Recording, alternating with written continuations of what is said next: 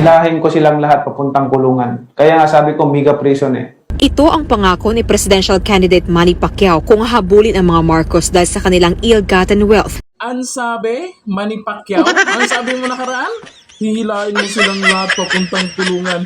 Ay kailangan managot yung mga Marcos, pakpak ganon. Eh anong nangyari ngayon? Tumakbo kang senador dyan sa administrasyong Marcos. Sana all. Eh ano na? Nasaan na yung mga pinagsasabi mo? Eh idol ko pa naman itong si Pacquiao sa boxing. Pero pagdating dyan, eh magkakalat lang sa Senado yan. Anong nagawa ni Manny Pacquiao? Nung nasa senador, aminin nating lahat, pinagtatawanan lang siya.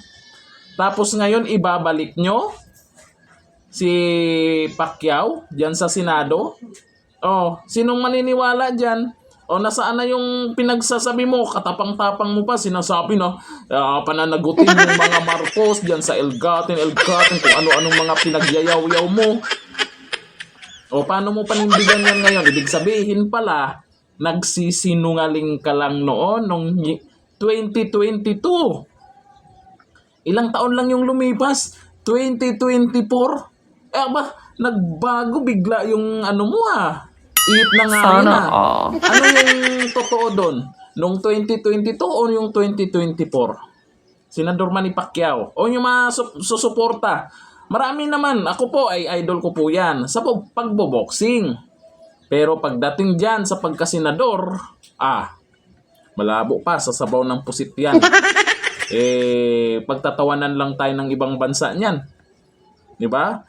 Mas maganda ang pipiliin natin hindi lang matalino, hindi lang masipag, kailangan may alam din naman sa batas kahit papano. At mapagkatiwalaan, hindi crooks. Di ba ang dami ng crooks ngayon?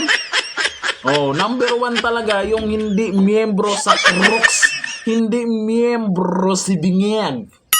Sana Yun po all. yung ano natin. Si Manny Pacquiao naman, aminin natin, malinis naman talaga yan. Alam natin, hindi talaga mangungurakot yan. Pero, yun nga lang, anong gagawin niya sa Senado? Pwede naman siyang tumulong sa kapwa kahit hindi siya senador. Pwede naman siyang magserbisyo sa taong bayan kahit hindi siya senador.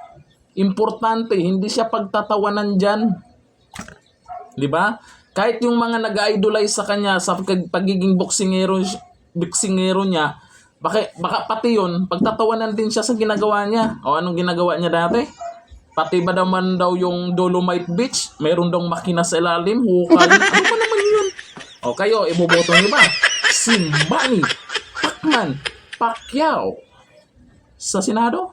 Comment down below.